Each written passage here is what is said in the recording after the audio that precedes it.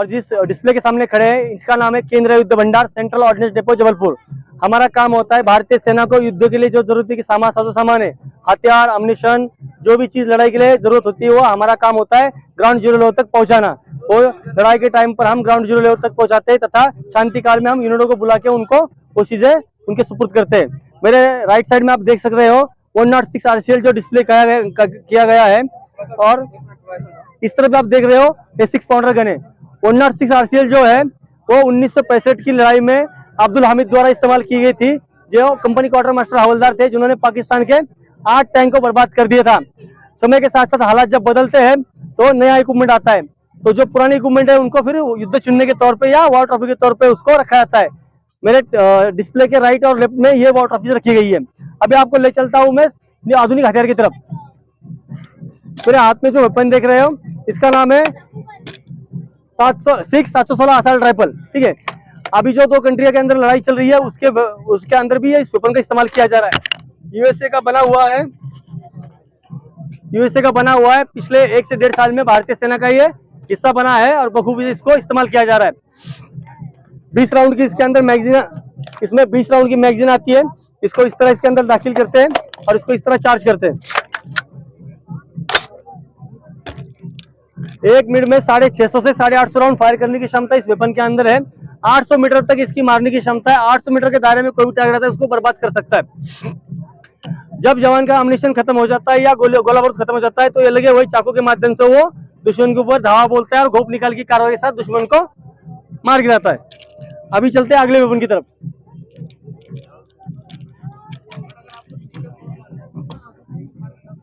ये टार वेपन है। ये स्पेशल फोर्सेस के लिए, स्पेशल ऑपरेशन के लिए इस्तेमाल किया जाता है। जैसे उरी जैसे अटैक हो गया, सर्जिकल स्ट्राइक हो गया, या अपना बॉम्बे का ताज होटल के ऊपर जो हमने हमारे एनएसजी कमांडो ने जो ऑपरेशन किया था, ऐसे ऑपरेशन में इसको स्पेशल फोर्स को इशू किया जाता है, उनके माध्यम से इसको यूज किया जाता है। इसमें 30 राउंड का मैगजीन आता है। 300 मीटर तक इसका कारगर रेंज है। इसको इस तरह लोड किया जाता है, यहाँ से कॉक किया जाता है, इसमें से एक लेजर निकलती है। लेजर के जहां पर पिन पॉइंट करोगे वहीं पर ये गोली मारता है। 5.56 इसका कैलिबर है। आप देख सकते हो इजराइल का बना हुआ है। वेट उसमें लिखा गया है, वेट इसका 3 किलो 300 ग्राम। आगे आइए। आगे जो वेपन देख रहे हो आप, इसका नाम है नेगेटिव LMG। दुश्मन को एंगेज करने के लिए या तितर बितर करने के लिए इस हथियार के माध्यम से फायर किया जाता है। इजराइल कंट्री का बना हुआ है। 120 राउंड का बेल्ट इसके अंदर लगता है। इसको इस तरह बेल्ट को इसके अंदर लगाया जाता है और यहाँ से इसको चार्ज किया जाता है। आप दुश्मन 800 मीटर पे या 400 मीटर पे हो तो इसके माध्यम से सिंगल शॉट तथा ऑटोमेटिक फायर किया जाएगा, जिसको हम दुश्मन को एंगेज करके रखते हैं तथा तितर बितर करते हैं।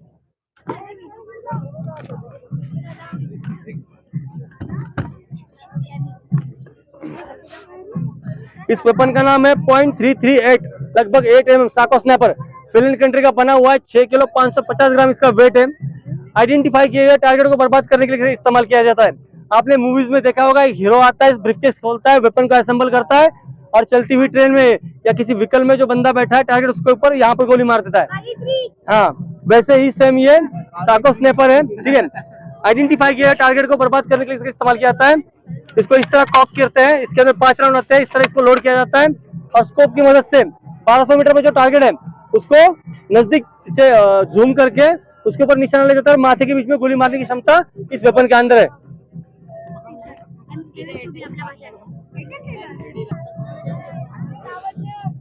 मेरे हाथ में जो वेपन देख रहे हो इसका नाम है सब मशीन गन 9mm, सब मशीन गन MP9। ठीक है, एनएसजी कमांडो जो स्पेशल फोर्सेस है वो इसको अपने थाई के साथ कैरी करते हैं और जो उनका स्पेशल ऑपरेशन का वेपन उनके साथ रहता है।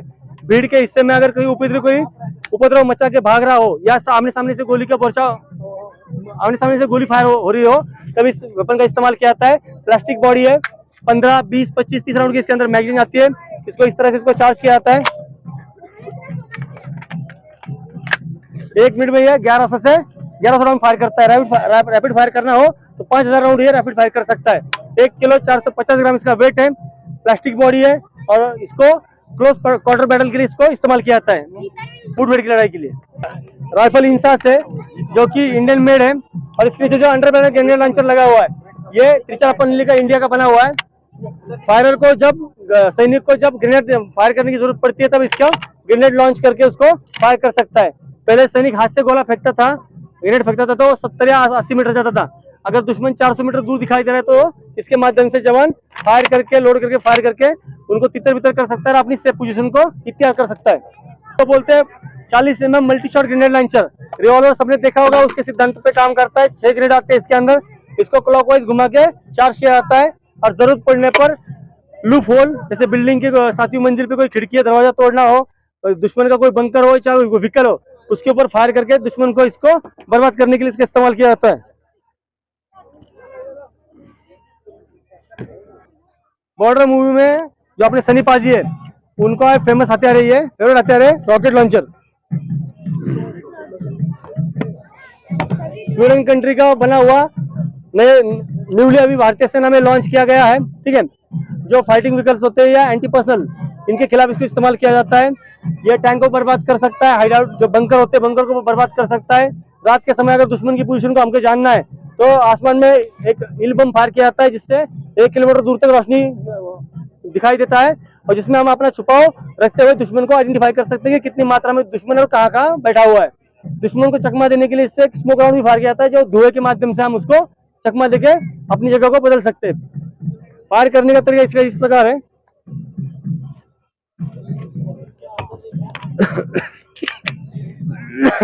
आप देख पाओगे, यहाँ से गोला लोड होता है और ये यहाँ से ये बाहर निकलता है। तो इसको फायर करने का तरीका इस प्रकार है। इसको इस तरह कंधे पे रखा जाएगा। जरूरत पड़ने पर जैसे आदेश मिलता है कि 1 राउंड भर, तो नंबर 2 क्या करेगा, इसमें राउंड भरेगा। हाँ बस, अब इस ये लोड हो चुका है। अब ये मुझे टारगेट का इंतजार करना है, टारगेट कितनी दूरी पे है। अगर 300 मीटर दूरी पे टारगेट है तो इस साइड के माध्यम से उसको फायर किया जाएगा। ठीक है, अगर 300 मीटर से ज्यादा है तो टेलीस्कोप साइट जो लगी हुई है इसके अंदर, ये वाली, इससे इसके माध्यम से फायर किया जाएगा इस प्रकार। तो ऐसे ये बहुत बड़ा धमाका करता है। एक तरह ऐसा लगता है ऐसे कि पैर को नीचे से जमीन निकल गई हो। तो जितने ग्राउंड में आप प्रदर्शनी में गाड़ियां देख रहे हो, जो फाइटिंग व्हीकल देख रहे हो, इस टाइप के व्हीकल को बर्बाद करने के लिए इसका इस्तेमाल किया जाता है।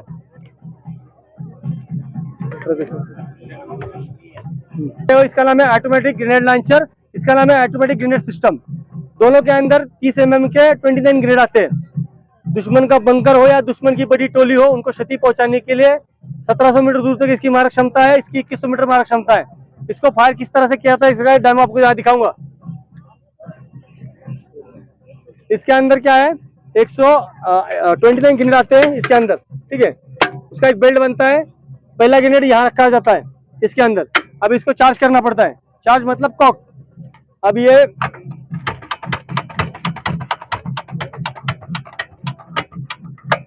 फुल चार्ज हुआ है। अब मैं आदेश का इंतजार करूंगा। मुझे आदेश मिला 2000 मीटर की दूरी पे, 2 किलोमीटर की दूरी पे दुश्मन का काफिला बड़ी मात्रा में हमारी तरफ बढ़ रहा है। तो मैं क्या करूंगा, पहले एक ग्रेनेड फायर करूंगा इस प्रकार। तो जैसे पहला ग्रेनेड जाएगा, जिस जगह पर गिरेगा मैं यकीन करूंगा कि मैंने जहां एम लिया था वही ग्रेनेड गिरा के नहीं गया।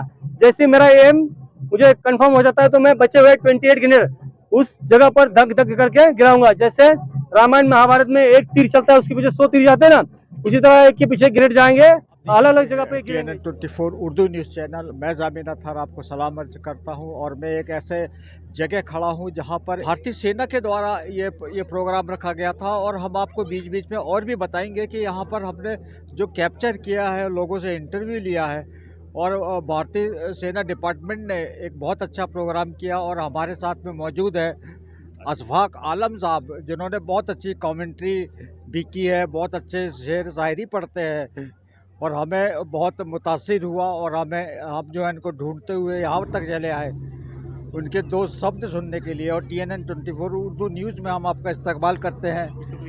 तो क्या कहेंगे आप जी? ये जो भव्य आयोजन किया गया है, ये 9 जो आर्मी मेला, ये शौर्य संध्या 2 तारीख को आयोजन किया गया और 2 से 4 तारीख के बीच में सेना का एक भव्य प्रदर्शन, सेना की दुर्जय ताकत को यहाँ के नागपुर वासियों तथा विदर्भ के क्षेत्र के जो नागरवासी हैं उनको दिखाने के लिए ये आयोजन किया गया है, ताकि जो है जनता और ख़ासकर युवा वर्ग और छात्र छात्राएँ जो भी हैं वो उन्हें जो है सेना के बारे में नज़दीक से जानने का मौका मिले। इसके आयोजन का मेरा उद्देश्य था और सेना में भर्ती होकर अपने सपनों को साकार कर सकें। नहीं, लेकिन हमने बच्चों के भी इंटरव्यू लिए और उन्होंने इतने इंटरेस्ट से बोला कि हम तो अब सेना में ही भर्ती होंगे। जी बहुत बहुत शुक्रिया।